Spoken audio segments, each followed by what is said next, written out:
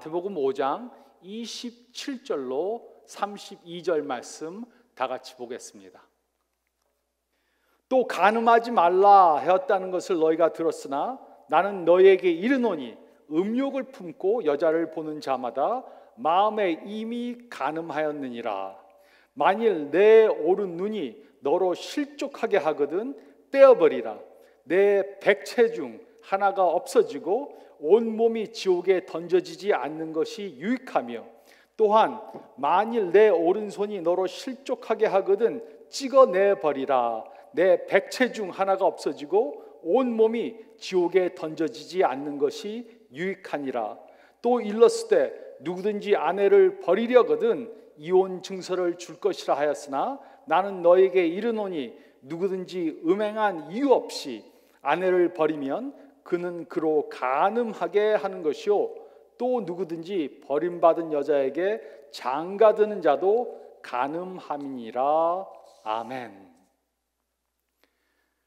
지금 가장 좋아하는 여행지에 휴가 와 있다고 상상해 보시길 바랍니다. 가장 좋아하는 휴양지에 여행을 왔습니다. 저처럼 바다를 좋아하시는 분들은 바닷가에 와 있다고 상상하실 것입니다. 파란 바다가 눈에 보입니다. 바닷바람이 얼굴을 스쳐 지나갑니다. 파도 소리가 납니다. 해초 냄새가 납니다. 발바닥에 모래가 밟힙니다. 산을 좋아하시는 분들에게는 지금 산에 와 있다고 생각이 될 것입니다. 산봉우리들이 눈에 들어옵니다. 시냇물 소리가 들립니다. 소나무 향내가 납니다. 또 어떤 분들은 사막에 와 있다고 상상하실 것입니다. 거기에는 왜 가셨는지 모르겠습니다. 햇빛이 너무나도 따갑게 내리쬐입니다. 또 어떤 분들은 뉴욕과 같은 큰 도시에 와 있다고 상상하실 것입니다. 저는 큰 도시로 여행 가시는 분들을 이해할 수 없습니다. 사람들로 북적대고 소음들로 시끄럽고 매연이 코를 찌릅니다. 제가 왜 이런 말씀을 드리는 것입니까? 우리의 상상력은 정말 대단합니다. 우리는 상상력을 동원해서 우리가 가장 좋아하는 여행지로 휴가를 갈 수 있습니다. 그뿐만이 아니라 우리는 상상력을 동원해 과거로 돌아갈 수 있습니다. 또 미래로도 갈 수 있습니다. 상상력을 동원해 우리가 생각하는 것과 느끼는 것을 바꿀 수도 있습니다. 우리에게 상상력이 없다면 우리의 삶은 매우 무료할 것입니다. 상상력을 동원해 어려운 환경을 이길 수 있는 용기를 갖게 됩니다. 상상력을 동원해 리더들은 미래를 구성합니다. 음악가들은 노래를 작곡해냅니다. 미술가들은 작품을 만들어냅니다. 상상력은 하나님께서 우리에게 주신 아주 귀한 선물입니다. 하지만 우리의 상상력은 잘못된 일에 사용될 수 있습니다. 우리는 상상력을 죄를 범하는 데 사용할 수 있습니다. 그러면서도 겉으로는 거룩하게 보일 수 있습니다. 그래서 예수님께서는 상상력의 위험성에 대해 말씀해 주셨습니다. 예수님 당시 많은 사람들은 공식적 자리에서 성에 대해 말하지 않았습니다. 하지만 예수님께서는 많은 사람들 앞에서 성에 대해 담대하고 솔직하게 말씀하셨습니다. 예수님 당시 사람들은 간음을 하지 않았으면 성적인 죄를 범한 것이 아니라고 생각했습니다. 그러면서도 머릿속에서는 온갖 성적 죄를 다 범하고 있었습니다. 하지만 그들은 상상만으로 짓는 죄는 죄가 아니다 이렇게 생각했습니다. 요즘도 대부분의 사람들은 이렇게 생각합니다. 상상으로만 성적인 죄를 범하는 것은 그리 큰 죄가 아니라고 생각합니다. 하지만 예수님께서는 이것 또한 심각한 죄라고 말씀하셨습니다. 그래서 예수님께서는 성적으로 깨끗한 삶을 살기 위해 성에 대해, 순결에 대해, 이혼에 대해 단호한 결정을 해야 한다고 말씀해 주셨습니다. 첫째로 저희가 읽을 말씀 가운데 27절, 28절 말씀을 보면 우리는 성에 대해 단호한 결정을 해야 합니다. 우리는 성에 대해 단호한 결정을 해야 합니다. Journal of Psychology and Christianity의 설문조사 결과를 보면 미국의 남자 65%와 여자들의 55%가 결혼 후 간음을 했다고 고백했습니다. 이것은 반이 넘는 숫자입니다. 그러므로 현재 크리스찬들 중에 간음은 매우 심각한 문제인 것입니다. 이에 대해 예수님께서는 무엇이라고 말씀하셨습니까? 27절은 이렇게 기록했습니다. 또 간음하지 말라 하였다는 것을 너희가 들었으나, 예수님께서는 제7계명의 말씀을 인용하셨습니다. 예수님께서는 제7계명을 따르라고 말씀하셨습니다. 하지만 그것만으로는 부족합니다. 28절은 다음과 같이 기록했습니다. 나는 너희에게 이르노니 음욕을 품고 여자를 보는 자마다 마음에 이미 간음하였느니라. 예수님께서는 제7계명을 따라야 하지만 그것만으로는 부족하다고 하셨습니다. 그 이유가 무엇이었습니까? 두 가지입니다. 첫째로 제7계명은 외적 행동만을 언급했습니다. 하지만 예수님께서는 더 폭넓은 명령을 하신 것입니다. 예수님께서는 음욕을 품고 여자를 보는 사람은 이미 그 마음속으로 간음하는 죄를 범한 것이라고 말씀하셨습니다. 외적 행위만 죄가 아닙니다. 내적 마음의 죄도 역시 죄입니다. 몸으로 죄를 범하는 것만이 죄가 아니고 생각으로 죄를 범하는 것도 죄인 것입니다. 또 둘째로 많은 사람들은 제7계명을 편협하게 해석하려고 합니다. 예수님 당시 사람들은 간음에 대해 정의를 가장 좁게 편협하게 그렇게 하려고 했습니다. 간음은 결혼한 후에 배우자가 아닌 다른 사람과 성관계를 갖는 것이라고 정의했습니다. 그러므로 결혼 전에 성관계를 갖는 것은 간음하는 것이 아니라고 생각했습니다. 또 성관계만 갖지 않는다면, 거기까지 가지 않으면 다른 성적 행위는 간음이 아니라고 생각했습니다. 요즘 사람들도 2000년 전과 마찬가지로 간음에 대한 정의를 매우 편협적으로 하려고 합니다.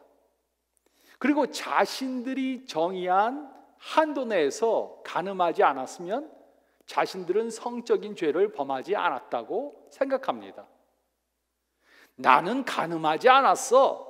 제7계명은 다른 사람들에게만 적용이 되는 거야. 이렇게 생각합니다. 하지만 예수님께서는 이런 생각 자체가 틀렸다고 말씀하셨습니다. 예수님께서는 더 깊은 의미에서 제7계명을 설명해 주셨습니다. 제7계명을 지키는 것은 좋지만 예수님의 제자들은 이보다 더 나은 의를 보여야 한다고 말씀하신 것입니다. 즉 예수님의 제자들은 외적 행동만이 아니라 내적 마음으로도 의로운 삶을 살아야 합니다. 생각하는 것으로라도 죄를 범하면 안 됩니다. 생각으로 죄를 범하는 것 역시 죄를 범하는 것입니다.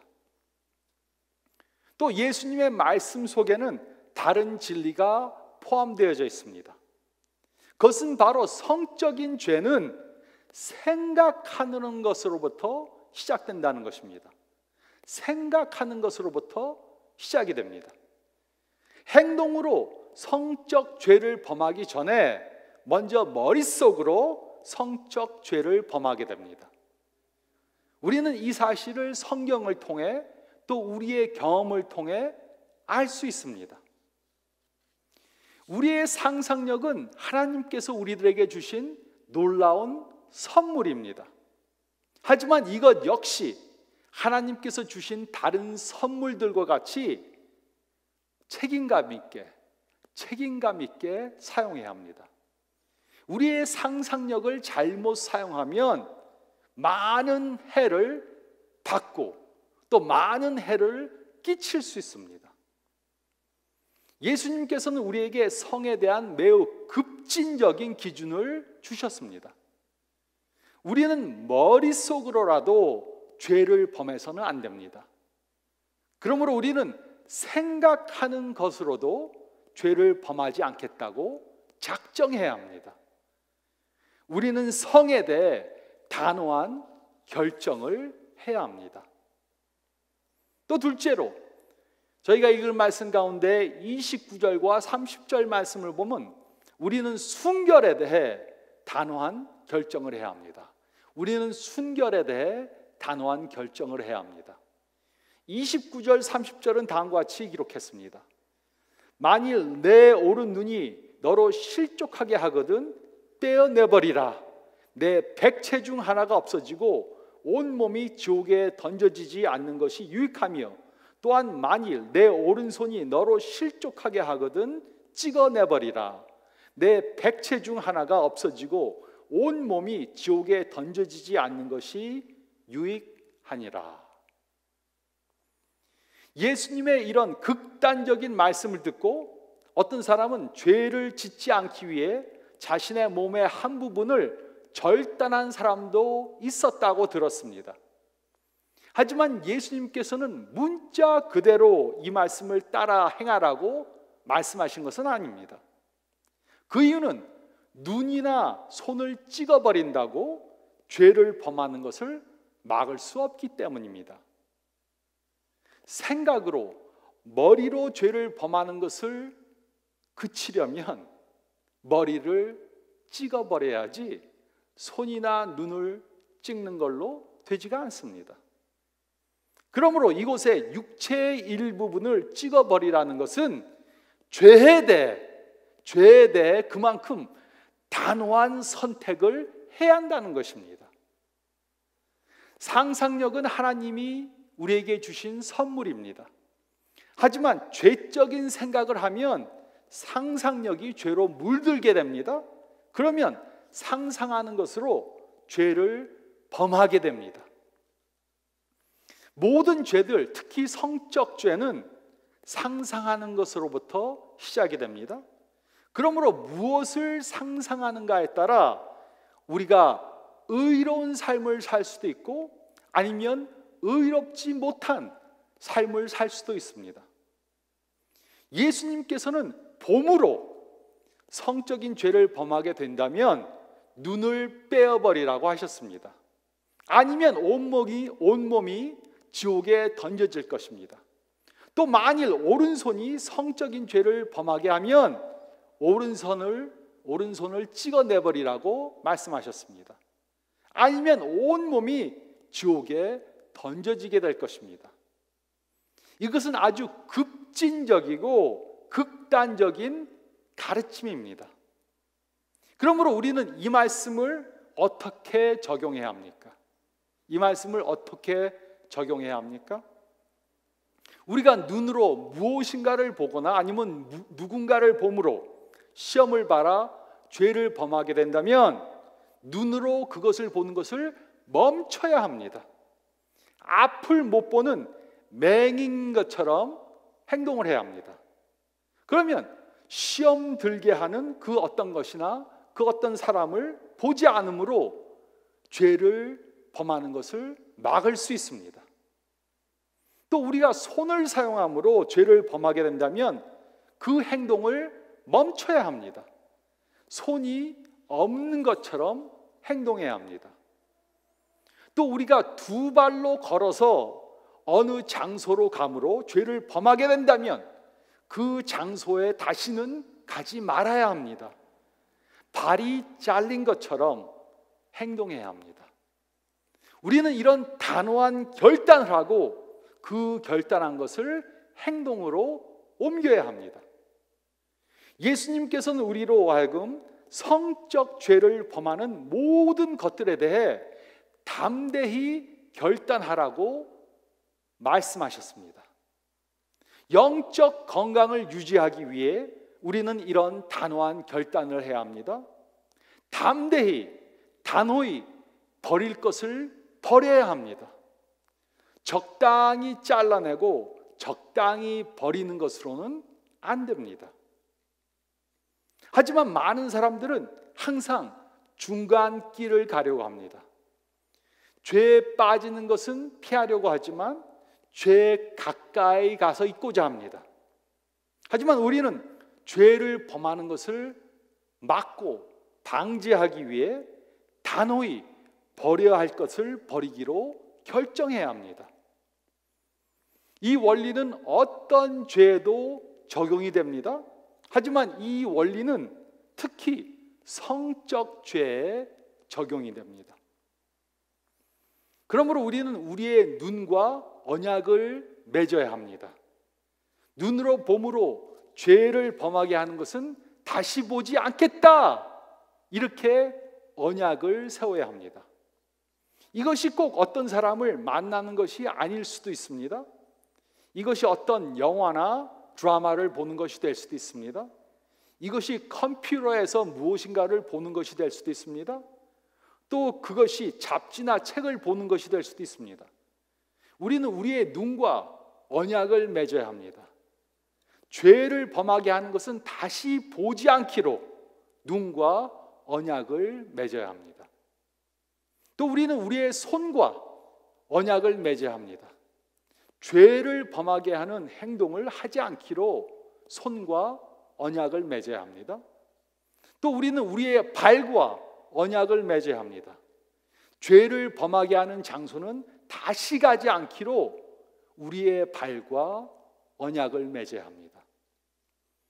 우리는 순결에 대해 순결함을 유지하기 위해 단호한 결정을 해야 합니다. 그리고 세 번째로 저희가 읽을 말씀 가운데 31절, 32절 말씀을 보면 우리는 이혼에 대해 단호한 결정을 해야 합니다. 우리는 이혼에 대해 단호한 결정을 해야 합니다.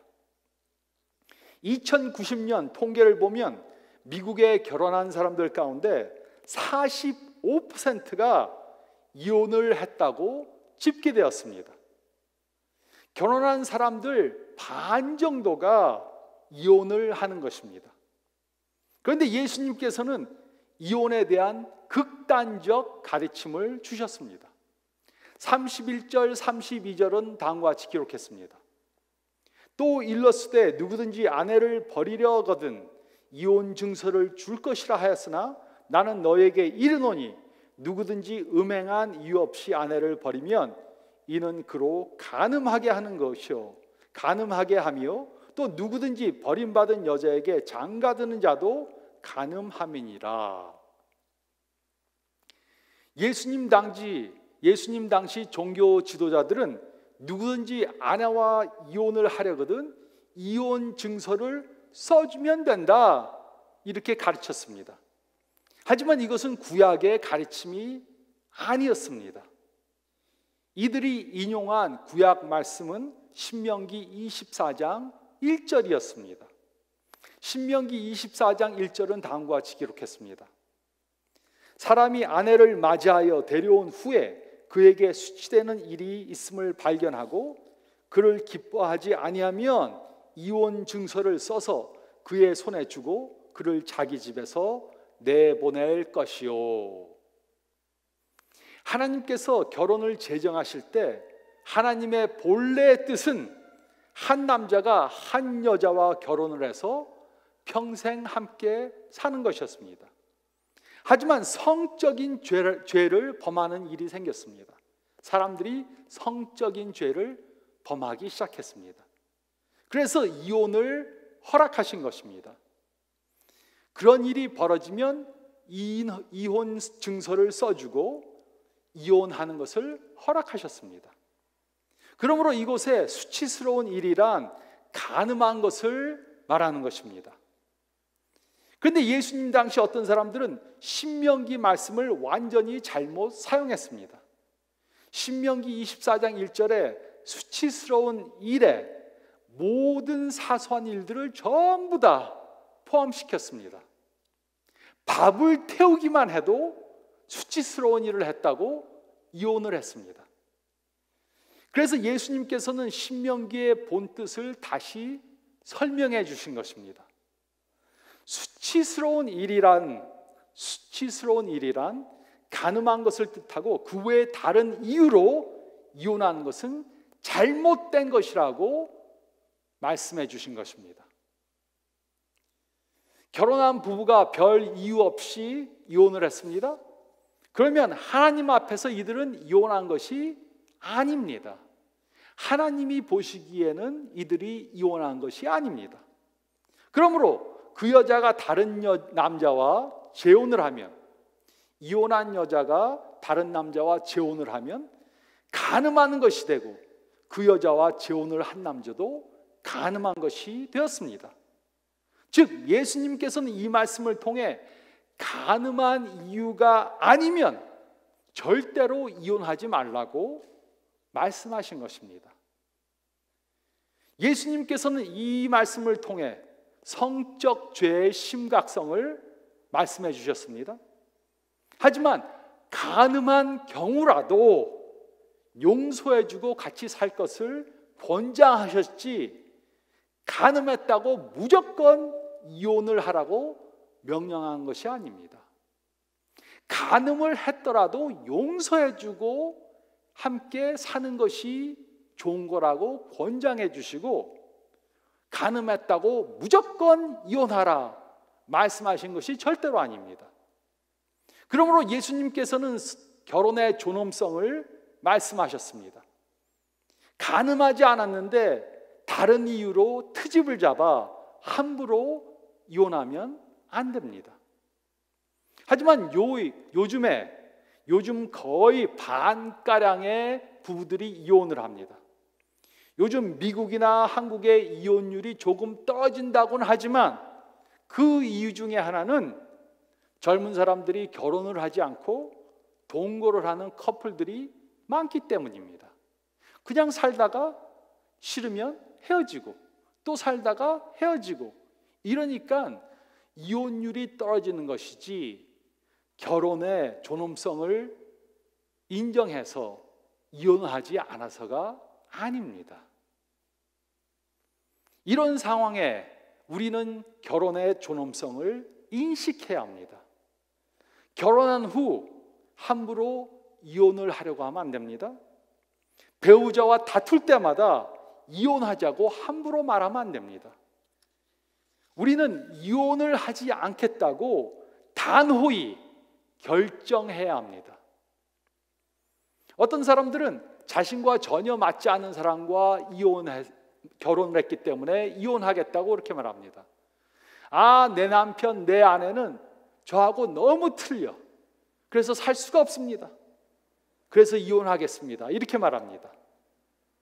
하지만 완전한 사람이란 없습니다. 우리는 모두가 다 불완전한 인간들입니다. 하지만 우리가 하나님 앞에서 부부로 서약을 했다면, 하나님 앞에서 약속을 했다면, 자신의 배우자가 하나님께서 짝지어준 사람임을 믿어야 합니다. 그리고 문제가 있으면 예수님의 도우심으로 그 문제를 이겨야 합니다. 우리는 못해도 성령님의 도우심으로 할 수 있다는 것을 믿어야 합니다. 우리는 결혼의 존엄성을 인식해야 합니다. 결혼 관계를 향상시키기 위해 해야 할 모든 것들을 다 해야 합니다. 그리고 결혼 관계에 해가 되는 모든 성적 시험들을 단호히 멀리해야 합니다. 문제가 좀 있다고 함부로 이혼하자고 해서는 안 됩니다. 결혼에 문제가 있으면 그 문제를 해결하고자 해야지 이혼을 하려고 하면 안 됩니다. 이혼이란 단어는 입 밖으로 내뱉어서는 안 됩니다. 우리는 이혼에 대해 단호한 결정을 해야 합니다. 오늘 이 말씀을 듣는 중에 하나님께서 바꿔야 할 것을 생각나게 하셨다면 우리는 그 말씀에 순종해야 합니다. 죄적인 습관이나 버릇을 생각나게 하시면 그것을 순종해야 합니다. 어떤 사람과의 죄적인 관계를 끝내야 할 것을 말씀해 주시면 그 말씀에 순종해야 합니다. 또 죄적인 취미나 오락을 버려야 할 것을 말씀해 주시면 그 말씀에 순종해야 합니다. 물론 우리의 힘만으로는 할 수가 없습니다. 그래서 우리는 하나님께 겸손히 도움을 요청하는 기도를 해야 합니다. 그러면 우리 안에 거하시는 성령님께서 우리에게 극복하고 이길 수 있는 능력을 주실 것입니다. 이것이 바로 우리가 의로운 삶을 사는 길입니다. 이렇게 함으로 성적으로 세상에 예수님을 모르는 다른 사람들과 구별된 의로운 삶을 사시는 저와 여러분들이 되시기를 좋으신 예수님의 이름으로 축원드립니다.